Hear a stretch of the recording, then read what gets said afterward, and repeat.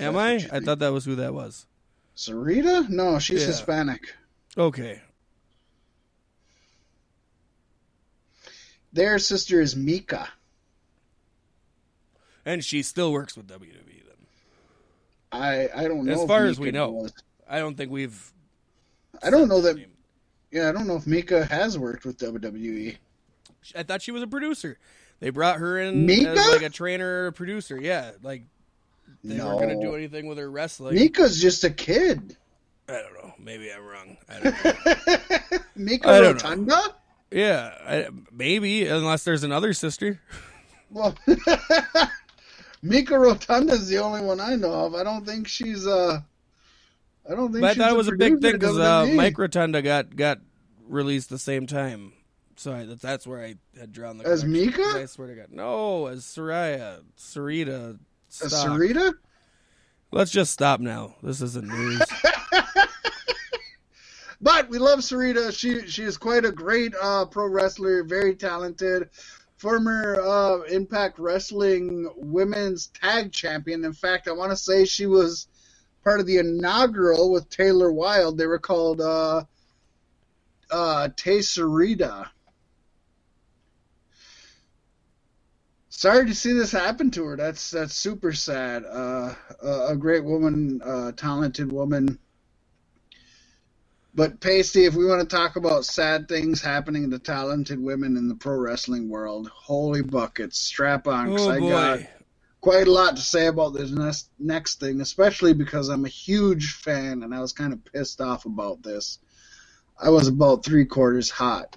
In fact, I'm what my sister would say, teeth-spitting mad. That's a new phrase we came up with today, teeth-spitting mad. There you go. Because Pasty, even though Netflix had previously announced that Glow, Glorious Ladies of Wrestling, had been renewed for its 4th and final season, and they were going to wrap everything up, the fucking show's been canceled. Deadline reported Tuesday that Netflix has changed its decision to renew the show due to the ongoing COVID pandemic. COVID has killed actual humans. It's a national tragedy and should be our focus. So they're canceling all their other shows too? COVID also apparently took down our show. Netflix has decided not to finish filming the final season of Glow. At least it says series creator Liz Flahive and Carly Mensch. We were handed the creative freedom to make a complicated comedy about women and tell their stories and wrestle. And now that's gone. There's a lot of shitty things happening in the world that are much bigger than this right now. But it still sucks that we don't get to see these 15 women in a frame together again. Now, a Netflix spokesperson told Deadline, quote, "We've made the difficult decision not to do a 4th season of Glow due to COVID, which makes shooting this physically intimate show with its large ensemble cast especially challenging. We are so grateful to creators Liz Flahive and Carly Mensch, Genji Cohen, and all the writers, cast, and crew for sharing this story about the incredible women of Glow with us and the world." Now, per the report, Netflix had been trying to find ways to get the show back into production over the last several months, but the problem was that the season wouldn't have premiered until early 2022, more than a year away, Pasty. Also, there is still uncertainty of COVID-19, and in addition to the physical aspect of the show, those were the reasons for cancellation. But fear not. Yep, no, we live in a world where fake wrestling, fake wrestling in a TV show format can't go on. But real wrestling with fans in arenas is just that's fine. Oh, of course it is.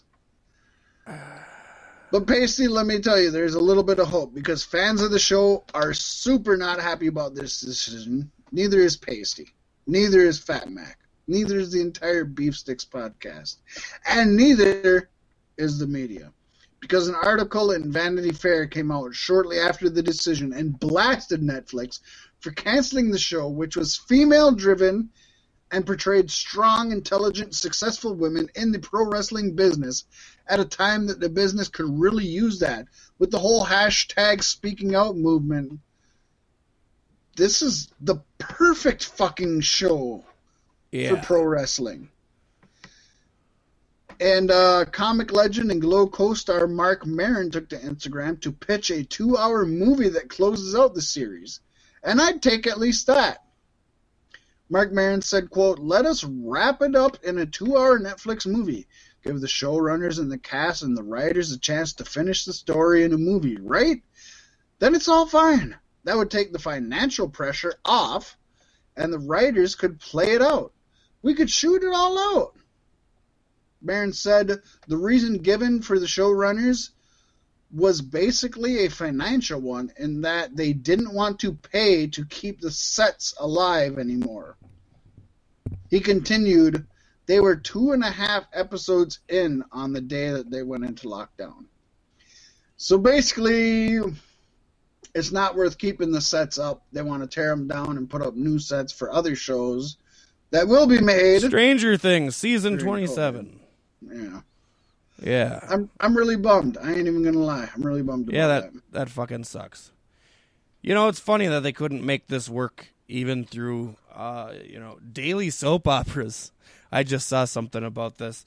They're still doing the shows the way they would, but when they're doing the makeout scenes that they usually throw in, they have the characters make out with a mannequin facing away from the camera, and it's horribly obvious that it's a mannequin, but it's the best thing I've ever seen. But that's fucking awesome. Like, I love that. I love that. Because first of all, soap operas, they're super fake to begin with. Like, we all know how campy they are. Right. That's why the best soap opera was Passions. Why am I admitting that on broadcast? I don't know. Yeah.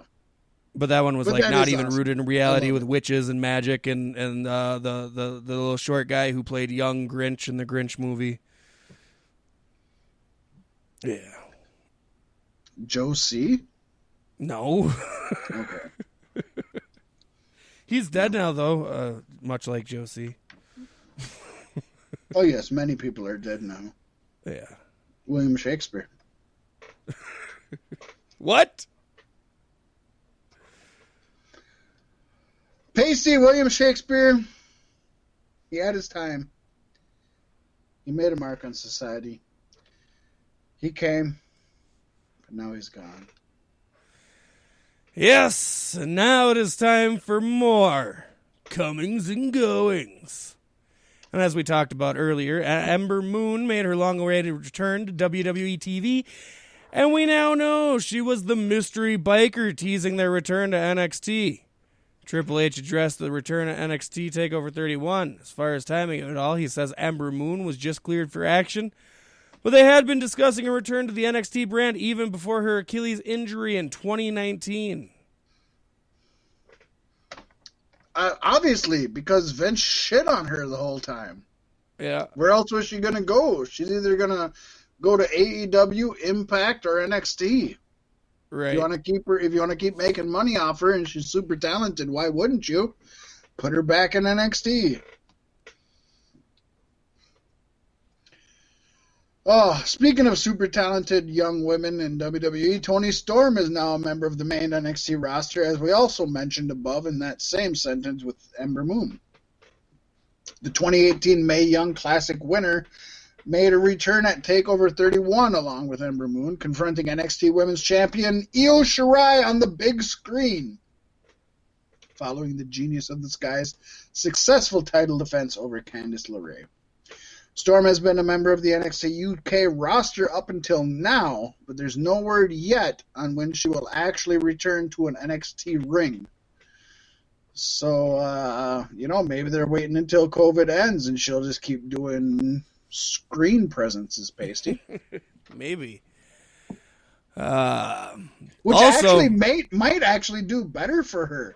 You know, you look at certain people who have had long-running build-ups, like Y2J and Retribution. the Crow Sting, not Retribution. like Y2J and the Crow Sting, perhaps her not coming in right away could actually prove to be a plus. Yeah, I think so. Obviously, Ember Moon physically got there first, so she's probably next first. She's next first? That's oxymoronic. She's next first, and Toni Storm is next last. Okay, but who's first next? Io Shirai. Renee Young. Oh, yes, that's right.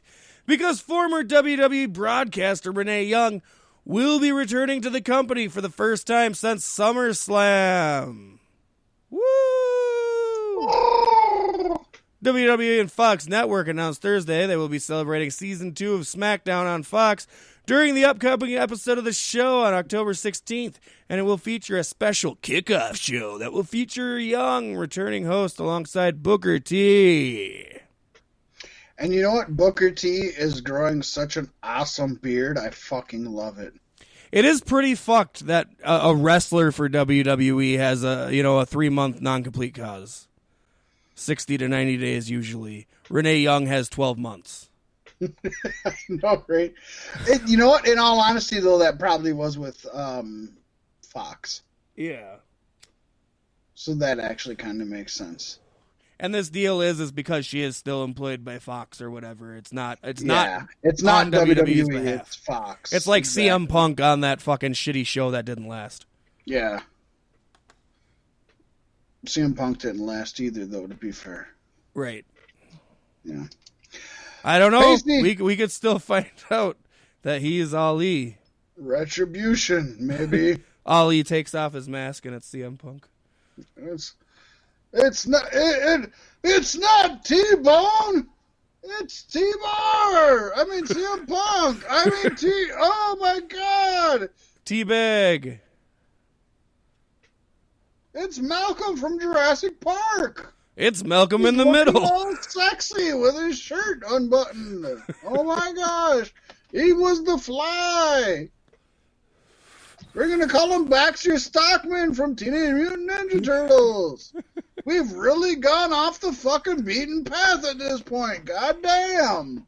Teen Wolf, American Werewolf in London. London's Falling. How about Wolf, starring Jack Nicholson and Michelle Pfeiffer? That's a good movie people don't talk about. That is a good movie people don't talk about. That's for another story, but goddamn, that's a good movie. No, I'd much rather talk about the talent that WWE is continuing to usurp. Oh, because Pasty, WWE does continue to usurp talent from Evolve Wrestling that they bought, as several prospects have signed with WWE again. It seems like every, maybe 4 weeks we talk about it. It's the monthly thing. So these names include some notable names. I think we should just rapid fire them, Pasty. I'm going to start off with Brandy Powlick, known on the independents as Brandy Lauren. She is an exciting competitor who has stepped in the ring for promotions like Evolve and Shine. Yes.